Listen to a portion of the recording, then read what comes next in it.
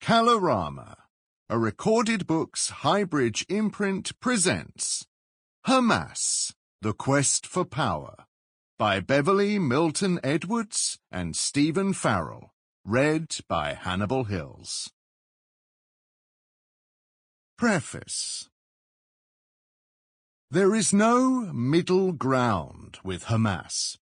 In the decades since the Islamist organization emerged from the crucible of the Palestinian-Israeli conflict, it has polarized opinion and will continue to do so.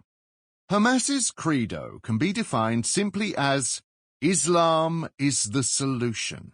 It offers an Islamic plan to Palestinians living under an Israeli military occupation, wrapping itself in the twin banners of religion and nationalism.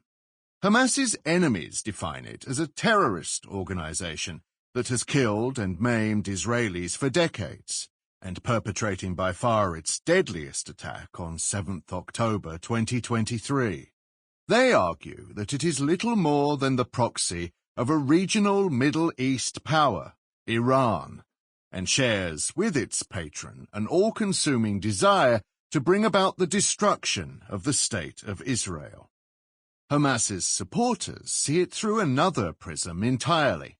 For them, it is an uncompromising yet clear-sighted organization, founded by a leadership which spent decades in the political wilderness telling the unpopular truth that the political orthodoxies of their time were misguided, and that, in Israel, the Palestinian people faced an enemy that had to be resisted, not accommodated. Hamas argues that it alone is prepared to stand up to win statehood and independence for the Palestinians. But it ill behoves either enemy or friend to make simplistic generalizations about an organization that, whatever its true nature, in 2006 became the first Islamist movement to ascend to power in the Middle East by democratic means, and 2 decades later demonstrated that it had the strategic capacity to deliver a humiliating body blow to a military machine that claims to be the best in the Middle East. It is neither ISIS, Al-Qaeda, nor the Taliban. It owes something to Hezbollah and much to the Muslim Brotherhood.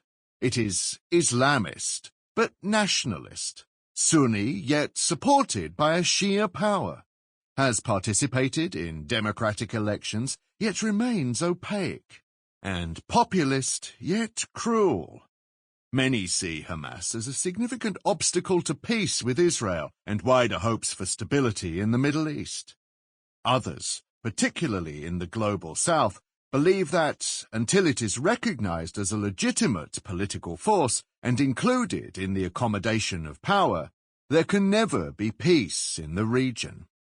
To study is not to support. For enemies and friends, and in both camps passions often cloud reasoned debate, Hamas, the Islamic resistance movement, is a phenomenon worthy of analysis. Part political, part social, part military, it has proved adaptable and resilient in the face of opposition from regional and world superpowers.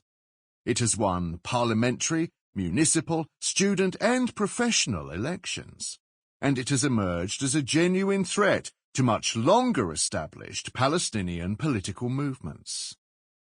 The purpose of this book, through hundreds of interviews conducted over 4 decades, is to present first-hand accounts of Hamas's founders, leaders, fighters, social activists, victims, political supporters and opponents, and in so doing to give insights into how Hamas was born, grew, and thrived in the Gaza Strip, the West Bank, and East Jerusalem, the Palestinian territories occupied and controlled through Israel's all-pervasive military, settlement, and civil apparatus since the 1967 Six-Day War. Many of the interviews with the founders and senior leadership of Hamas can never be repeated. Such leaders are dead, mostly assassinated in Israel's attempts over the decades to degrade and destroy the senior leadership of the organization. Other interviews are with leaders who rarely speak in public. Hamas cannot be understood in isolation from other Islamist actors who preceded it. Context, no matter how controversial, does matter. There has been a history of Muslim opposition to foreign rule and occupation since the British were awarded political control of Palestine after the First World War, and the Zionists sought to make their homeland there. Its roots lie in the radicalism of little-known Islamist sheikhs in the 1930s, who called for jihad to liberate Palestine long before the word entered the Western lexicon. A generation later, refugees of the First Arab-Israeli War of 1948-9 came to believe that, through a pious adherence to Islam, they could achieve political freedom and create a state ruled according to their Islamic principles. After the 1967 war, some of these early Islamists were tolerated, encouraged even, by Israel. Under the age-old principle of divide and rule, Israel saw in the fledgling Islamists an opportunity to undermine its then principal Palestinian enemy, Yasser Arafat, head of Fatah and chief of the Palestine Liberation Organization, PLO. Out of these antecedents, the modern Hamas movement emerged in 1987 from the tumult of the First Palestinian Intifada uprising against Israel's then 20-year-old military occupation regime. Hamas claimed the Intifada in its name and embarked on a competition to wrest Palestinian hearts and minds from the PLO. It became a formidable foe, waging a murderous armed campaign of suicide bombings against Israel and, later, missile bombardment of Israeli towns. But Hamas has won support from Palestinians, not just because of what they see as a legitimate campaign of violent resistance against Israeli military occupation, but also because Hamas is, at one and the same time, a movement with a powerful, highly motivated, and well-organized social welfare network, which it used to support people during years of deprivation and enforced statelessness, earning their gratitude and trust. In this book, we detail the ways in which Hamas forged these links with the Palestinian people, slowly ousting the PLO from its hitherto unchallenged position of preeminence. Hamas has developed a powerful military wing and instilled in many Palestinians the belief that only through violent, armed struggle and the reward of martyrdom will they achieve their political goals of freedom and independence. In the 1990s and early 2000s, Hamas suicide bombing campaigns encouraged hundreds of willing volunteers to sacrifice themselves in a self-declared holy war in attacks on Israeli targets. Hamas leaders defended their actions, coldly warning that if Palestinian civilians continued to die at the hands of Israeli tank commanders, F-16 pilots and snipers, then Israel's civilians would suffer the same fate. In January 2006, Hamas won the Palestinian parliamentary elections, demonstrating that it could marshal its supporters, including thousands of women who turned out for rallies under the green banner of the movement. It also attracted the votes of many other Palestinians who were disillusioned by corruption in the Fatah-controlled Palestinian Authority, PA, and lack of progress in peace talks with Israel. The Western world refused to accept Hamas's victory at the ballot box, and Hamas refused to bow to the international community's demands that it should recognize Israel and renounce violence. The outcome was a double deadlock, internal and external, which saw a higher death toll and even more despair among Israelis and Palestinians about any prospect of a peace settlement. Internally, Islamist Hamas and secular Fatah consistently refused to share power, nor was this likely, given that each had forms of dependence on patrons with conflicting agendas, Iran and the United States. Two armed forces sharing a tiny slice of land, each ambitious for total control, was a dynamic that could not be contained.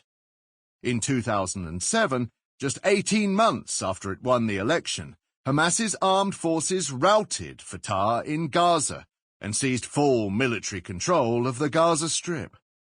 When the dust settled, there was a two-headed Palestinian authority, Hamas in Gaza and Fatah in the West Bank.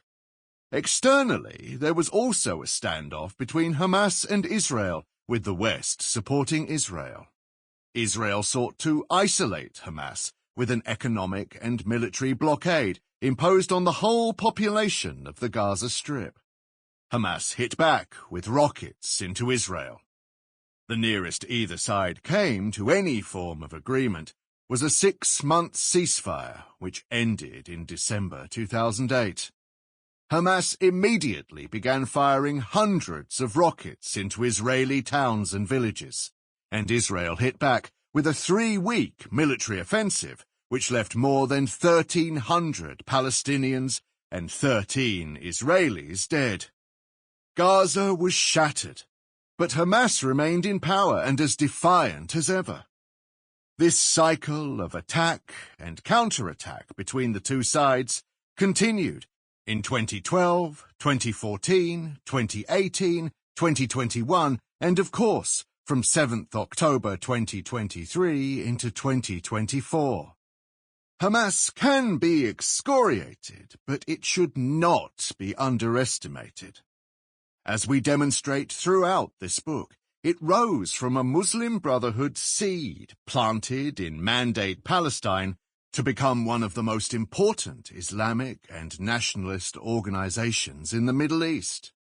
Its credentials mean that it is admired by Islamic and other liberation groups active not just in the Middle East, but in the wider global South and beyond. For them, Hamas's brand of religious nationalism echoes their own political aspirations more than the worldwide jihad of ISIS or Al-Qaeda. But it also highlights the consequences for the West of refusing to acknowledge the role that such movements play in shaping and governing their societies and influencing their relationship with the regional and global order. Militarily, Hamas has fatally exposed the weakness of a hitherto far more powerful enemy, Israel.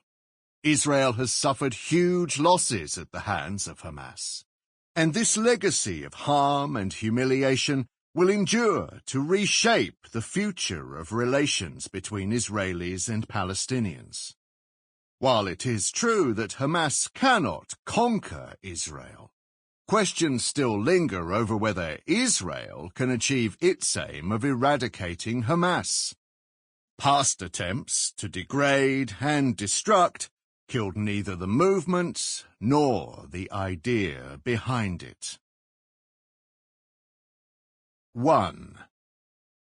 What is Hamas?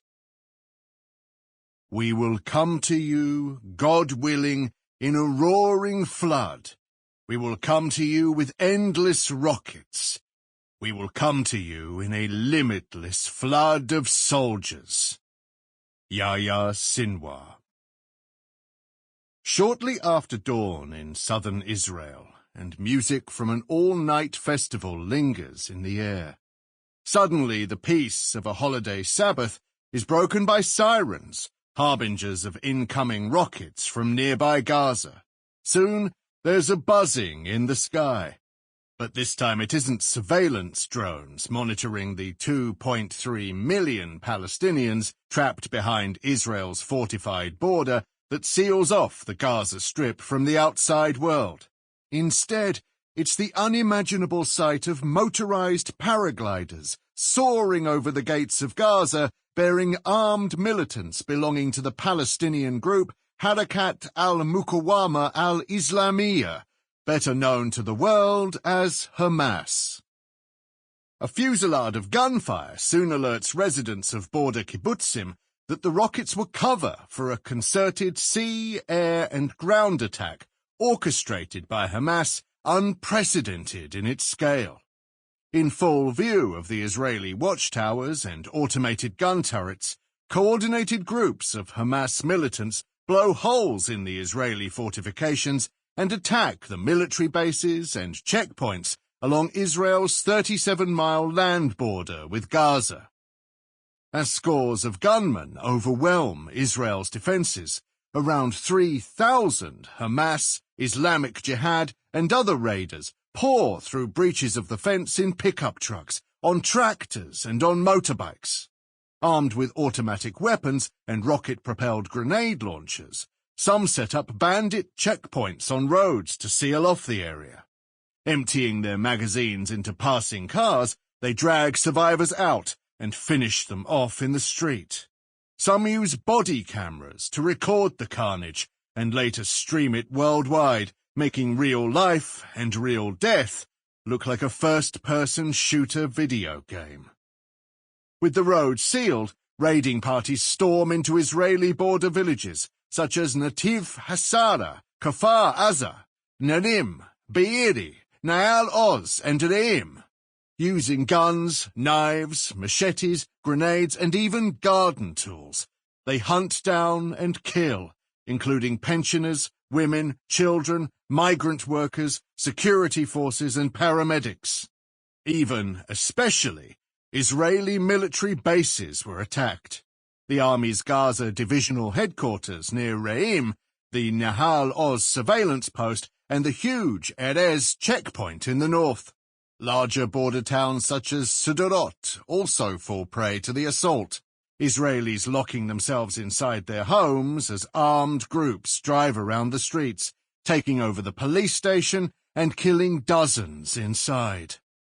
On Black Saturday, I was in my home in Narim when terrorists infiltrated the kibbutz and homes. While they set fires, killed, kidnapped, looted, and vandalized, we hid in the safe room, recalled Israeli survivor Avi Dabush. The only weapon we had against the terrorists, who gathered under our window for long minutes and hours attempting to break into our house, was my sweaty hand on the door of the safe room. It is a horror that is hard to put into words, and it lasted for 8 hours. As the scale of the assault emerges, the Israeli military escalates the level of its alerts, first telling people to stay near protected areas, then to remain in their homes, before, at 8:23 a.m. on 7th of October 2023, declaring a state of alert for war. All on the Jewish high holiday of Simchat Torah. By the time the sun rose again the following day, a new reality was also dawning.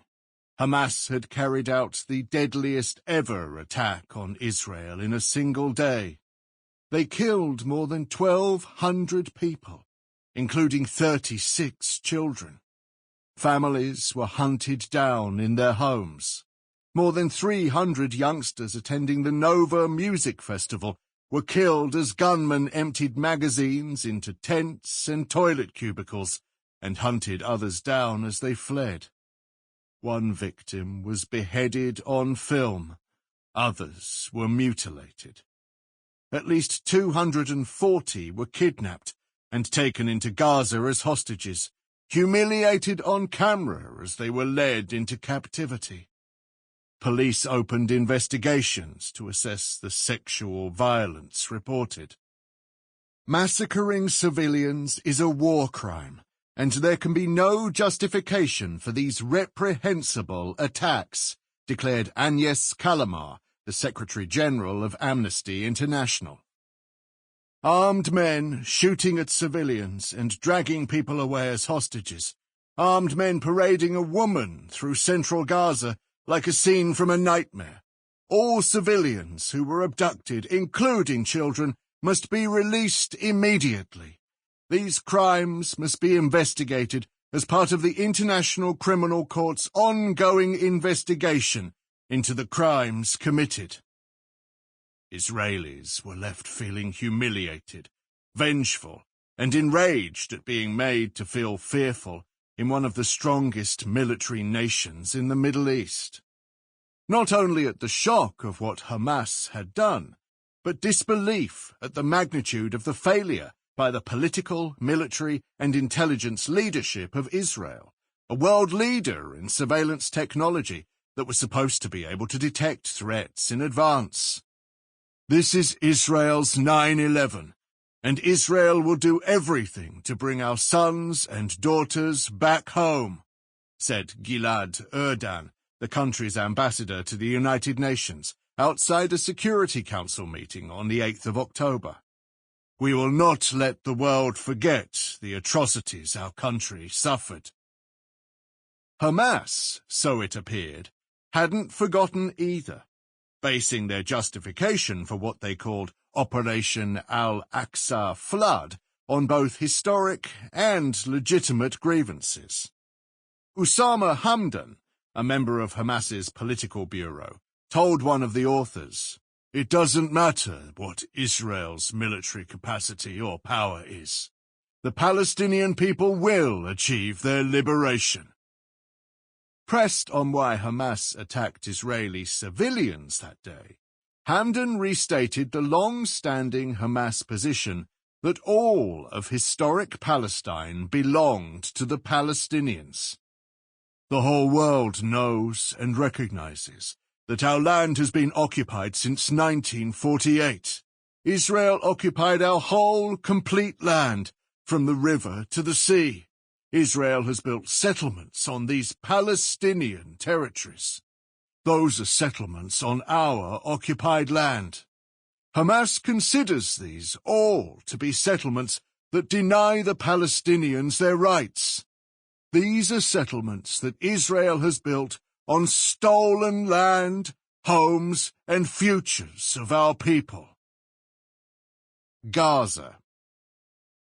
Forced to put aside for the moment the domestic political fallout that would inevitably come for those in charge during such a security debacle, Israeli Prime Minister Benjamin Netanyahu's government launched a devastating air, sea, and land bombardment of the Gaza Strip, calling it Operation Swords of Iron.